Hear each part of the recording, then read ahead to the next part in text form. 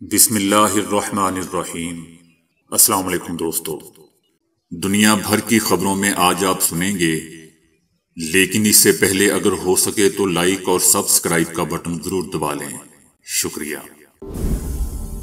روسی کرنسی نے ڈالر کو ڈھیر کر دیا، افغانستان میں سیلاب سے تباہی، کورونا سے بھارت میں 5 نہیں 47 لاکھ اموات ہوئیں، عالمی ادارہ صحت۔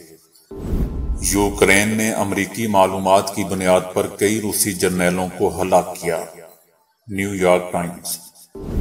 فوج اور عدلیہ کے اندر لوگ اور ان کی فیملیز ہمارے ساتھ ہیں، وزیر اعظم عمران خان۔ تو آئیے چلتے ہیں اب خبروں کی تفصیل کی جانب۔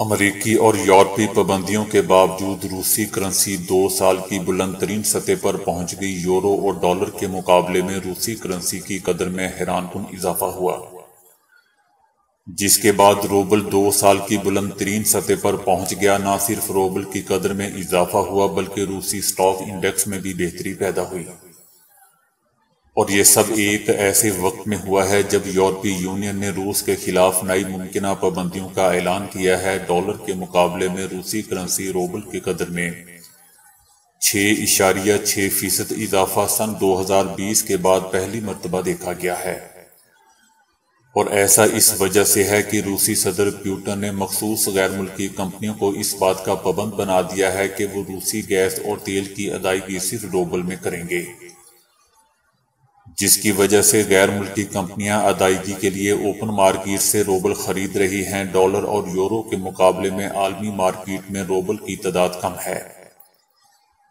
اقتصادی ماہرین کے مطابق توقعات کے برعکس روبل کی قدر میں بہتری حیران کن طور پر تیزی ہوئی ہے، اور عمومی طور پر مارکیٹ میں ایسا نہیں ہوتا۔ یوکرین جنگ کے بعد روس پر مالی پابندیاں عائد کی گئی تھیں، جس کے نتیجے میں روبل کی قدر انتہائی کم ہو گئی تھی۔ تاہم روسی صدر کی حکمت عملی سے روس کو فائدہ ہوا ہے۔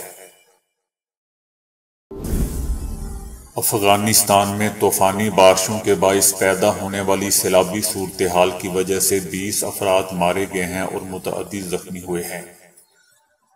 بارشوں اور سیلابی ریلے سے بڑے پیمانے پر مالی نقصان بھی ہوا ہے۔ دوسری جانب پاکستان نے افغانستان کے متاثرین کے لیے امدادی سامان بھجوانے کا اعلان کیا ہے۔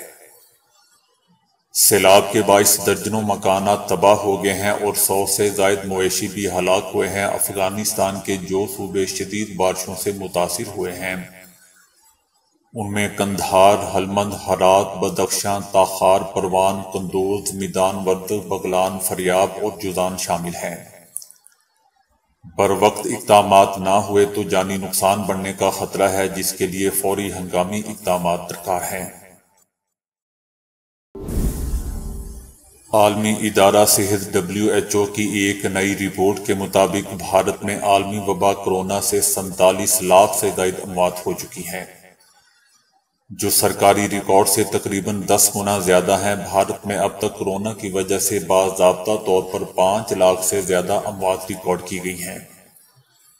1 جنوری 2020 سے 31 دسمبر 2021 کے درمیان بھارت میں 4,81,000 اموات ریکارڈ کی گئیں۔ عالمی سطح پر اموات میں بھارت کا حصہ تقریباً 1/3 ہے۔ ایک امریکی اخبار نے دعویٰ کیا ہے کہ یوکرین کے فوجی حکام نے امریکہ کی فراہم کردہ انٹیلی جنس معلومات کی مدد سے کئی روسی جرنیلوں کو مار دیا ہے۔ امریکی اخبار نیو یارک ٹائمز نے بعض سینئر امریکی حکام کے حوالے سے اطلاع دی ہے کہ امریکہ نے یوکرین کو اس نوعیت کی خفیہ معلومات فراہم کی کہ ان کی مدد سے یوکرین کی افواج جنگ میں فعال بہت سے روسی جرنیلوں کو نشانہ بنانے اور ہلاک کرنے میں کامیاب ہو سکی۔ نیو یارک ٹائمز نے لکھا کہ یوکرین کو ہدف طے کرنے میں معاونت فراہم کرنا جو بائیڈن انتظامیہ کی خفیہ کاوشوں میں سے ایک ہے، تاکہ یوکرین کو میدان جنگ سے متعلق ریئل ٹائم خفیہ معلومات فراہم کی جا سکیں۔ امریکہ نے اپنے خفیہ اور کمرشل سیٹلائٹس کے ذریعے روسی افواج کے ایسے ہیڈ کوارٹرز کی نشاندہی اور اس سے متعلق دیگر تفصیلات کے بارے میں یوکرین کو معلومات فراہم کی جو اکثر ایک سے دوسری جگہ منتقل ہوتے رہتے ہیں۔ اس سے سینئر روسی فوجی افسران کو تلاش کرنے میں مدد ملی اور پھر یوکرینی افواج نے ان مقامات پر حملے کر کے سینئر روسی جرنیلوں کو ہلاک کر دیا۔ یوکرینی حکام کا دعویٰ ہے کہ انہوں نے اب تک کی جنگ کے دوران روسی فوج کے تقریباً 12 جرنیلوں کو ہلاک کیا ہے۔ عسکری تجزیہ کاروں کا خیال ہے کہ اگر یہ اطلاعات درست ہیں تو یہ روس کو پہنچائے جانے والا سینئر فوجی اہلکاروں کی ہلاکت کا بہت بڑا نقصان ہے۔ وزیر اعظم عمران خان نے کہا ہے کہ حکومت گرانے کی سازشوں کی وجہ سے DGI-SIR نہیں بدلنا چاہتا تھا۔ وزیر اعظم عمران خان نے منحرف ہونے والے اپنے پرانے ساتھیوں جہانگیر ترین اور علیم خان سے اختلافات کی وجوہات سے بھی پردہ اٹھا دیا۔ وزیر اعظم عمران خان نے کہا کہ میرے خلاف بہت بڑی سازش ہوئی کہ پاکستان میں موجود میر جعفر اور میر صادق نے ان کا ساتھ دیا۔ ہمیشہ یقین رکھتا ہوں کہ میرا ملک مضبوط آزاد ہے اور وہ کبھی کسی کے سامنے نہیں جھکے گا۔ انہوں نے کہا کہ عدلیہ نے ازخط نوٹس بھی لے لیا اور رات 12 بجے عدالتیں بھی کھل گئیں، لیکن منحرف ارکان کے خلاف کوئی کارروائی نہیں کی۔ ایک سوال کے جواب میں وزیر اعظم عمران خان نے کہا کہ جہانگیر ترین اور علیم خان نے پارٹی کی کامیابی کے لیے بہت محنت کی، لیکن ان کے آئیڈیلز وہ نہیں تھے جو میرے تھے۔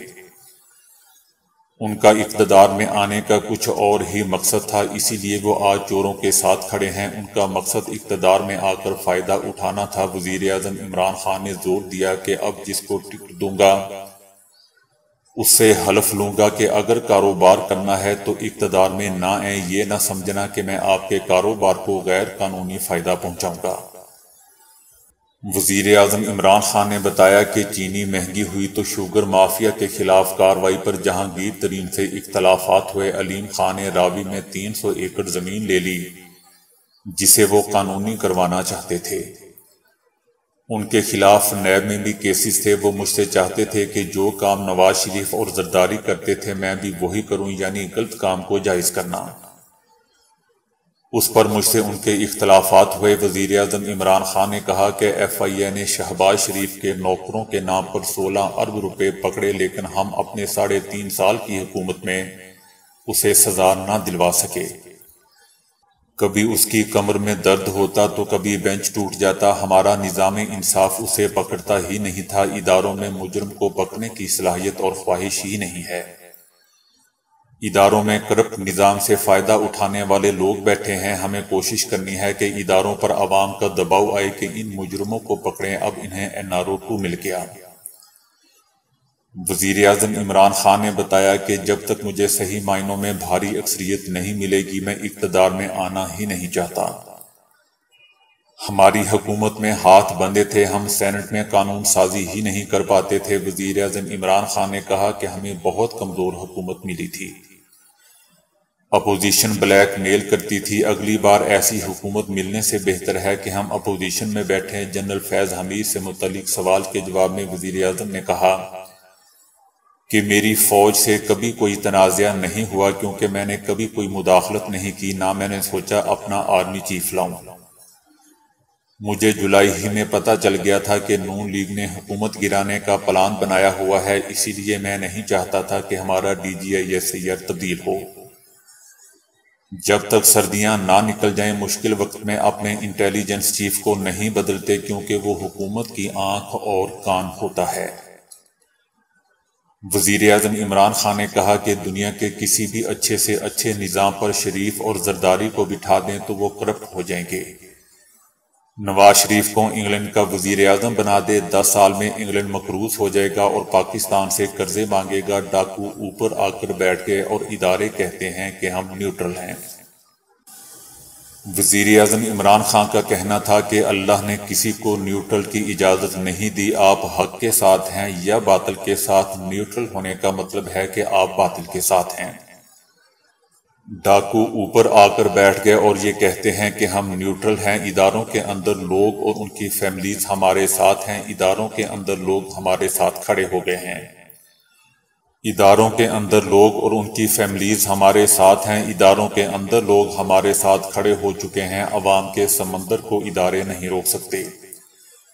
وزیر اعظم عمران خان کا کہنا تھا کہ عوام میرے ساتھ نکل پڑے ہیں، اداروں میں بھی انسان ہوتے ہیں، وہ عوام کو نہیں روک سکتے اور نہ ہی وہ روکنا چاہیں گے، کیونکہ اداروں کو بھی اندر سے دباؤ کا سامنا ہوگا، اس عوامی لہر کو کوئی نہیں روک سکتا۔ جاپان اور ہالینڈ میں کی گئی ایک تحقیق سے معلوم ہوا ہے کہ طویل عرصے تک ساتھ رہنے والے میاں بیوی کی صحت اور بیماریاں تک ایک دوسرے جیسی ہو جاتی ہیں۔ اس تحقیق کے لیے ہالینڈ میں رہنے والے 28,000 جبکہ جاپان کے 6,000 جوڑوں کی صحت سے متعلق معلومات کا جائزہ لیا گیا جو کئی سال کے دوران جمع کی گئی تھیں۔ طویل عرصے ایک دوسرے کے ساتھ گزارنے والے میاں بیوی نہ صرف اپنی عادتوں کے لحاظ سے ایک دوسرے جیسے ہو جاتے ہیں بلکہ ان کی جسمانی بناوٹ، بلڈ پریشر اور بیماریاں بھی ایک دوسرے سے بہت ملنے جلنے لگتی ہیں۔ اب تک یہ خیال کیا جاتا تھا کہ صحت اور بیماریوں کے حوالے سے میاں بیوی صرف اسی وقت ایک جیسے ہوتے ہیں جب وہ ایک دوسرے کے قریبی رشتہ دار ہوں۔ تاہم نئی تحقیق سے بظاہر اس خیال کی نفی ہوتی ہے، کیونکہ اس میں کئی جوڑے ایسے تھے جن میں شوہر اور بیوی کی ایک دوسرے سے دور پر ایک رشتہ داری بھی نہیں تھی، لیکن لمبے عرصے تک ساتھ رہنے کے بعد ان کی بیماریاں اور صحت سے متعلق کیفیات میں خاصی مماثلت پیدا ہو گئی تھی۔ ماہرین کا کہنا ہے کہ شاید اس کی بڑی وجہ یہ ہے کہ شوہر اور بیوی اپنی خوشی سے یا حالات کی مجبوری کے تحت ایک دوسرے جیسی عادت اور مزاج اختیار کر لیتے ہیں، جس کے نتیجے میں ان کی ذہنی اور جسمانی صحت سے تعلق رکھنے والی کیفیات تک آپس میں بہت ملنے لگتی ہیں۔ اس تحقیق کا اصل نقطہ یہ ہے کہ بیوی اور شوہر کی زندگی ایک دوسرے کے ساتھ بے حد مضبوطی سے بندھی ہوتی ہے، لہذا صحت بہتر بنانے سے متعلق کوششوں میں ان دونوں کا ایک ساتھ شریک ہونا ضروری ہے، ورنہ صرف ایک کی سخت کوشش بھی شاید کوئی خاص فائدہ نہ پہنچا سکے۔